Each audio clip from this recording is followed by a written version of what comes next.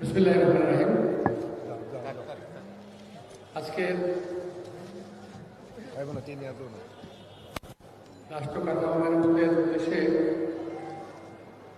2025 সালের আয়োজিত 31 দফা যে আমাদের কর্মশালা যে আয়োজন করা হয়েছে তার সভাপতি উপস্থিত মঞ্চবিষ্ট আমার স্নেহাস্পদ নেতৃবৃন্দ, আমার সামনে আমার এলাকার ভাই ও বোনেরা, আসসালামু আলাইকুম।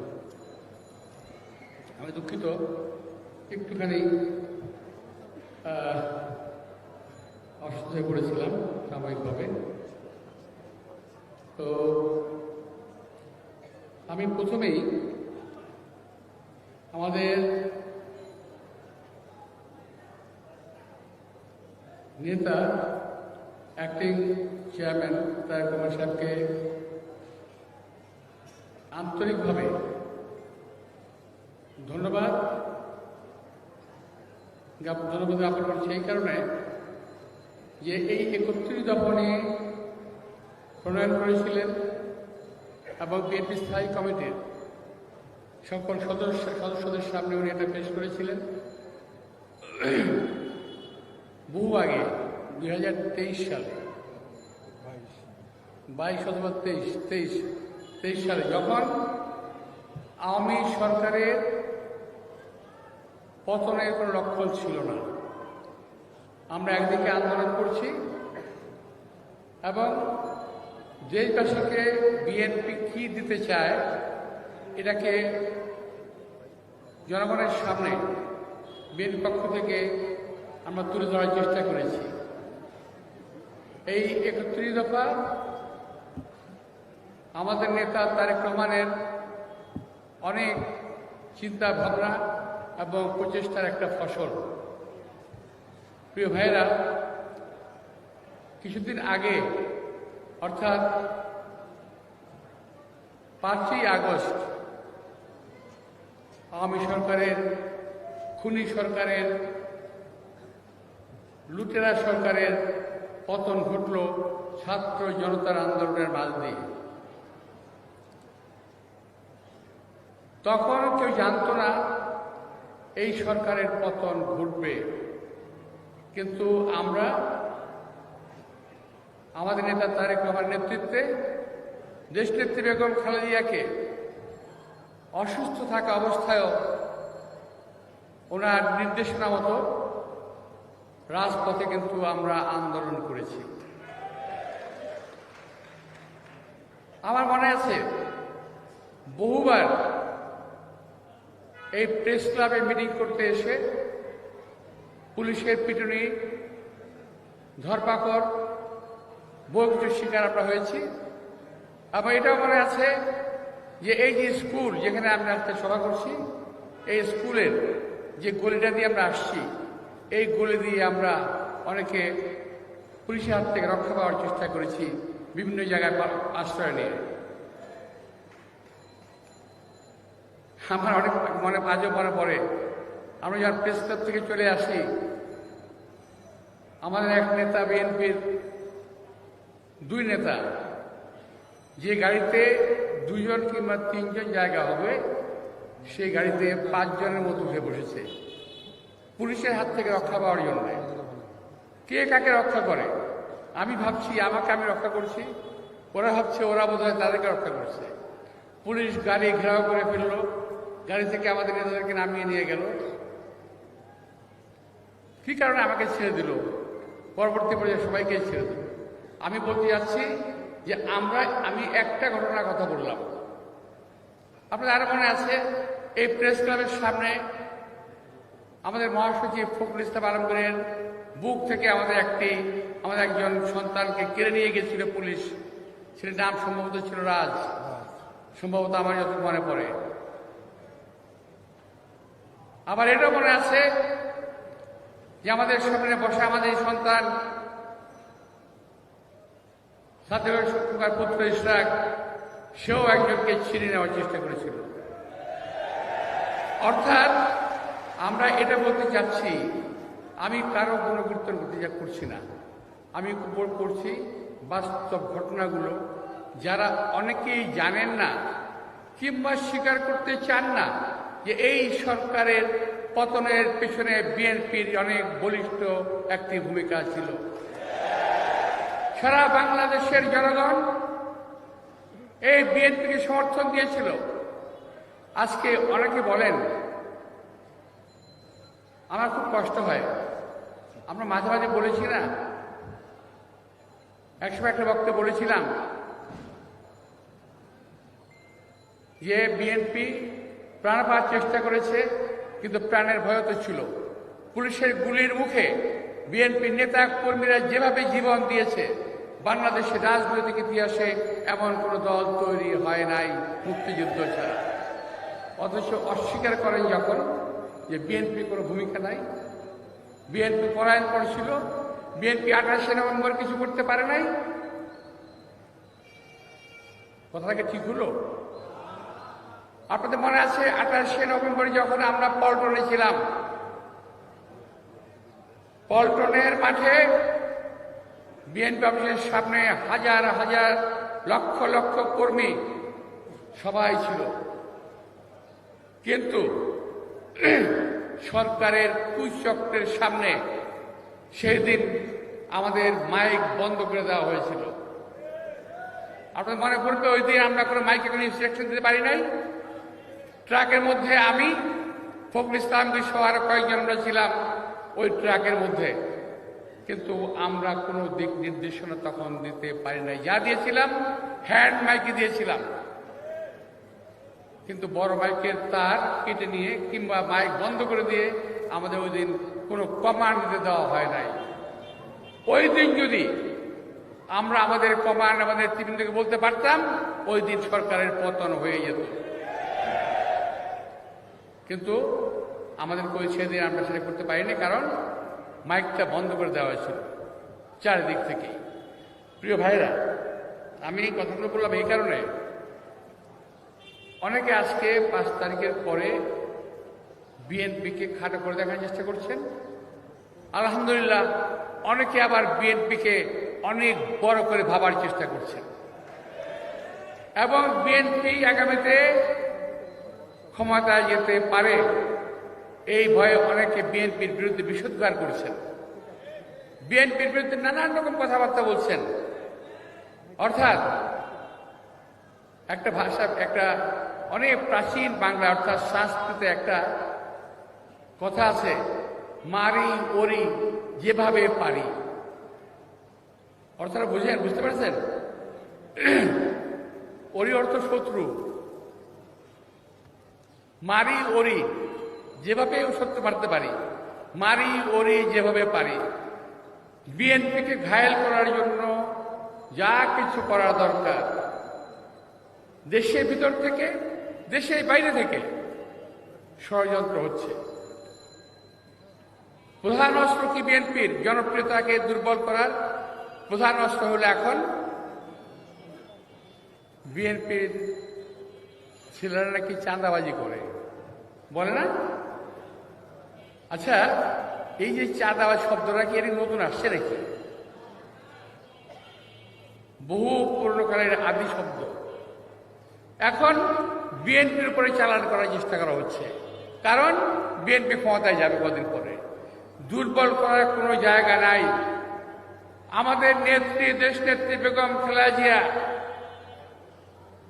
এই দেশকে তিনবার এই দেশের প্রধানমন্ত্রী ছিলেন, কোনো বদনাম হয় নাই।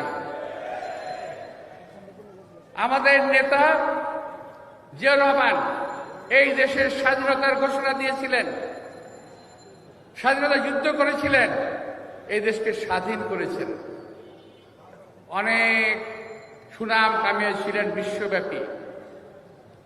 আজকে আমাদের নেতা তারেক রহমান বিশ্বব্যাপী তার নেতৃত্বের প্রজ্ঞা আজকে প্রমাণ করেছেন যে তিনি যথাযথ নেতৃত্ব দিতে জানেন।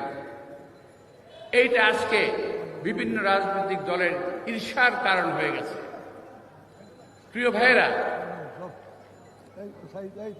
এই কারণে বিএনপিকে তারা বিভিন্নভাবে কালিমালিপ্ত দোষারোপ করার চেষ্টা করছে। আর আমরা একটা কথা বলতে চাই, এই সমস্ত কথাবার্তা বলে বিএনপির নামে চাঁদা আর আপনার নিলে হাদিয়া, এমন কথাবার্তা বলা তো ঠিক না। বিএনপি কোনো হাদিয়াও নেয় না, চাঁদাও নেয় না। এই বদনাম বিএনপি নাই, আপনারা নতুন করে দেওয়ার চেষ্টা করছেন। আমার কিছু ছোট ভাই আছেন, যারা ছোট ভাই হলেও তারা এখন বড় নেতা, মাঝে মাঝে দু একটা কথা বলে ফেলেছেন, বলেন, হয়তো ভুল বলেছেন, সেই কথাকে ধরে বিএনপিকে মাঝে মাঝে ইসলাম বিরোধী বলার চেষ্টা করেন। আরে ভাই, বিএনপি একটা সাচ্চা মুসলমানের ধর্ম। সাচ্চা মুসলমান যারা বিএনপি তারা করে, অনেকে করে, আবার অনেকে আছে যারা বিএনপি করেন কিন্তু মুসলমান নন, কিন্তু তারাও তাদের ধর্ম পালন করেন। ভাইরা, বিএনপিকে অযথা দোষারোপ করবেন না। হ্যাঁ, বিএনপির আলোচনা করেন, সমালোচনা করেন, সত্যি কথা বলেন, কোনো সমস্যা নাই, কিন্তু মিথ্যা দোষারোপ করলে ইনশাআল্লাহ এটা মানুষ গ্রহণ করবে না।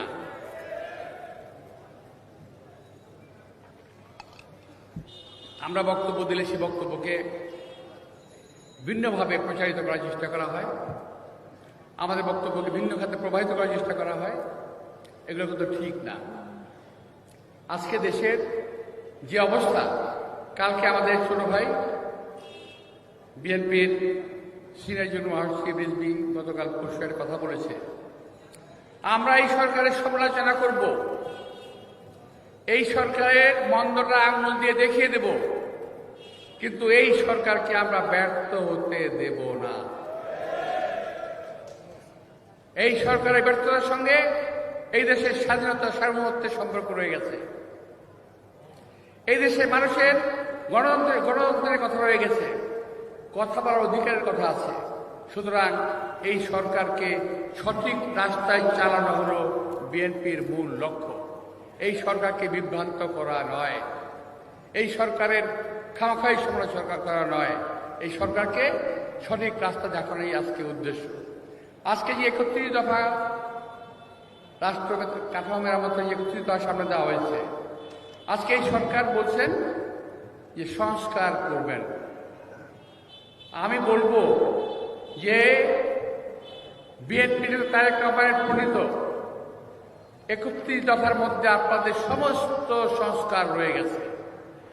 আপনারা এই ৩১ দফা থেকে সাহায্য নিন, দেখবেন যে আপনাদের সংস্কার কাজ খুব তাড়াতাড়ি সম্পন্ন হয়ে গেছে। কি কি করবেন দেখেন তো, আমি বেশি বলবো না, আমার তো ইস্তাক তো অনেক কিছু পড়ে ফেলছে ৩১ দফা, আমি বেশি বলবো না, ২-১টা বলি। আপনি যদি ১ নম্বর দেখেন, জনগণের গণতান্ত্রিক অধিকার পুনঃপ্রতিষ্ঠার লক্ষ্যে সংবিধান সংস্কার কমিশন গঠন। এটা সরকার করছে না? এটা কিন্তু এই সরকার করেছে, কিন্তু এটা আমরা বলেছি ২০২৩ সালে। এই সরকার আজকে যা যা করছে আমরা ২০২৩ সালে তা বলে রেখেছি। এখনো আপনারা যা করবেন ২০২৩ সালে এই ৩১ দফার মধ্যে সব কিছু কিন্তু রয়ে গেছে। সুতরাং অযথা কালক্ষেপণ নয়। আমরা যখন নাকি নির্বাচনের কথা বলি, অনেকের গাত্র দাহ শুরু হয়। ভাই, একটি গণতান্ত্রিক দেশ ভোটের অধিকার ছাড়া চলতে পারে না। আমরা এত বছর আন্দোলন করেছি কি জন্য ভাই? এই যে প্রেস ক্লাবের সামনে দিয়ে রাজপথ পরিক্রমা করেছি, প্যারেড করেছি এত বছর, কি জন্য? ভোটের অধিকারের জন্য, কথা বলার অধিকারের জন্য, বেঁচে থাকার অধিকারের জন্য, মানুষের পেটের ভাতের জন্য আমরা আন্দোলন করেছি। আজকে সেই সম্বন্ধে কথা বলা যাবে না। বোঝা যায় নির্বাচন হলে আপনাদের অনেকের ভরাডুবি হবে, সেই ভয়ে আপনারা নির্বাচনে যেতে চান না। আমাদেরকে অনেকে প্রশ্ন করে, করতো, কবে হলে ভালো হয়, আপনাকে নির্বাচনে যাওয়ার জন্য প্রস্তুত কিনা? আমরা আওয়ামী লীগের সাথে বলেছি যদি কালকেও নির্বাচন হয় বিএনপি নির্বাচনে যাওয়ার জন্য প্রস্তুত, যদি আন্দোলন করতে হয় বিএনপি আন্দোলনের জন্য প্রস্তুত। আমরা আন্দোলন নির্বাচন দুটির প্রস্তুতি বিএনপির ইনশাল্লাহ আছে। প্রিয় ভাইয়েরা, আমি মাত্র একটা কথা বলেছি 31 দফা, আরেকটা বলি। 3 নম্বরে আছে অবাধ সুষ্ঠু নিরপেক্ষ নির্বাচন অনুষ্ঠানের লক্ষ্যে নির্বাচনকালীন দল নিরপেক্ষ তত্ত্বাবধায়ক সরকার ব্যবস্থা পুনর্বর্তন। এটা কি আমরা বলি নাই? আজকেও বলছি, এই সরকারও করার চেষ্টা করতেছে। দোষটা কোথায় বিএনপির? বিএনপি একটু আগে দেখে, আপনারা একটু পরে বলছেন, এই তো সমস্যাটা। ভাই, ইদানিং কিছু ঘটনা ঘটছে, আমরা যত নির্বাচনের কথা বলি ততই কিছু সমস্যার সৃষ্টি হয়। ইদানিং কিছু ঘটনা ঘটছে, গত কয়েকদিনের মধ্যে ঘটল, আরও সামনে ঘটতে পারে, আমি জানি না। এই ঘটনাগুলো কিন্তু একেবারেই বিনা বাতাসে হচ্ছে না, কোনো না কোনো জায়গা থেকে বাতাস দেওয়া হচ্ছে, ফ্যান আপ করা হচ্ছে, যাতে দেশটা একটা অস্বস্তিকর অবস্থার মধ্যে থাকে। কোন অবস্থাতে বিএনপি বাংলাদেশকে অস্থিতিশীল হতে দেবে না। বিএনপি লক্ষ জনতা, হাজারো কর্মী প্রস্তুত আছে, প্রস্তুত থাকবে, কিন্তু দেশকে স্থিতিশীল থাকতে হবে। যারা আজকে এই সমস্ত কাজগুলো করছেন, করতে চান, তাদেরকে একটা কথা বলি ভাই, কিছু মনে করেন না, আমার কথা আবার অনেকটা তিক্ত হয়, অনেক অনেক কথা বলেন আমার এই সম্বন্ধে। আমি তাও বলি, একটা তো বলেছি, শত্রুকে দমন করার লক্ষ্যে যা কিছু করা দরকার হয় করার জন্য অনেকের প্রস্তুত। যেটা বলেছিলাম, মারি মরি যেভাবে পারি। আরেকটা বলছি, আমার চাচা একজন ছিলেন মেম্বার, বিডি মেম্বার, অনেকদিন আগে। আমি একটা ভালো কাজ করেছিলাম, এখন থেকে প্রায় 40-45 বছর আগে একটা ভালো কাজ করেছিলাম। আমার চাচা খুব আশ্চর্য হয়ে গেল, সে আমাকে বললো, কিরে তোকে এই কাজটা করা বুদ্ধি দিল কে? তা আমি একজন ব্যক্তির নাম বললাম, যে ওই ব্যক্তি বুদ্ধিটা আমাকে দিচ্ছে। বলি, ও তো খারাপ লোক, ও তোকে বুদ্ধি দিচ্ছে এটা? আমি বললাম যে হ্যাঁ। তো উনি বললেন, শোন, দুষ্ট লোকের ভালো কথা কখনো শুনবি না। কথা বুঝতে পেরেছেন? দুষ্ট লোকের ভালো পরামর্শ নিতে হয় না, এই কথা আমার চাচা আমাকে বলেছিলেন। যারা খারাপ লোক, খারাপ লোকের ভালো পরামর্শ সেটাও গ্রহণ করতে হয় না, কারণ তাদের পিছনে উদ্দেশ্য থাকে অসৎ। আমার সন্তুষ্ট হয়েছিল, তাই আমি যে ভালো কাজটা করেছিলাম তার ভয়াবহ পরিণতি আমাকে ভোগ করতে হয়েছে বিগত 45 বছর। জেল, জুলুম, অত্যাচার বহু কিছু সহ্য করতে হয়েছে আমাকে। তো প্রিয় ভাইরা, আপনারা যারা আজকে দেশকে অস্থির করছেন, আপনারা হয়তো মনে করছেন যে ভালো কাজ করতেছেন, হয়তো মনে করছেন না, এটা ভালো কাজ নয় যেটা হচ্ছে। আপনারা কোনো কারো কথাই শুনবেন না, বিদেশিদের কারো পরামর্শ শুনেন না দয়া করে। বিদেশ থেকে আমাদের কয়েকজন ভাই আসছেন, অনেক বিজ্ঞ। আমি একবার বলেছিলাম বলে তারা আবার আমাকে আবারও ধরেছে। আমার সঙ্গে প্রায় বলেন, আমি বলি কি বলতে থাকেন, আপনার বলার অধিকার আছে বলেন, আমারও কথা বলার অধিকার আছে, আমিও বলি। আপনাদের অনেক বুদ্ধি আছে নিঃসন্দেহে, আমার চেয়ে ভালো বক্তা, আমার চেয়ে ভালো বুদ্ধি আপনারা সকলে রাখেন, বিদেশে থাকেন, পরামর্শ দেন। দয়া করে আমাদের সন্তানদের এমন কোনো পরামর্শ দেবেন না যে এই পরামর্শে এই সন্তানরা উচ্ছৃঙ্খল হয়ে যায়, অতি উৎসাহী হয়ে যায়, শুধু উপরের দিকে তাকাবে, নিচের দিকে তাকাবে না, তা যেন না হয়। এই দেশের সবাইকে যেমন উপরে দেখতে হবে তেমনি নিচেও দেখতে হবে, তাহলে দেশের উন্নতি হবে। শুধু উপরে দেখবো, নিচে দেখবো না, তাহলে কিন্তু আমরা হোঁচট খেয়ে যাব। হোঁচট খাওয়ার কোনো রকম সুযোগ দেওয়া যাবে না। প্রিয় ভাইয়েরা, আজকে অনেক কথা বললাম, আপনাদের সবাইকে আন্তরিক শুভেচ্ছা আর ধন্যবাদ জানিয়ে এই প্রোগ্রামে যারা আয়োজন করেছে, আয়োজকদেরকে আমি ধন্যবাদ জানাচ্ছি, এবং আমার নেতা তারেক রহমানকে আবারও অন্তরস্থল থেকে স্থল থেকে ধন্যবাদ জানিয়ে বক্তব্য শেষ করছি এই কারণে যে উনি অনেক কষ্ট করে এই 31 দফা প্রণয়ন করেছিলেন। আপনাদের সবাইকে আন্তরিক শুভেচ্ছা ও ধন্যবাদ। আসসালামু আলাইকুম।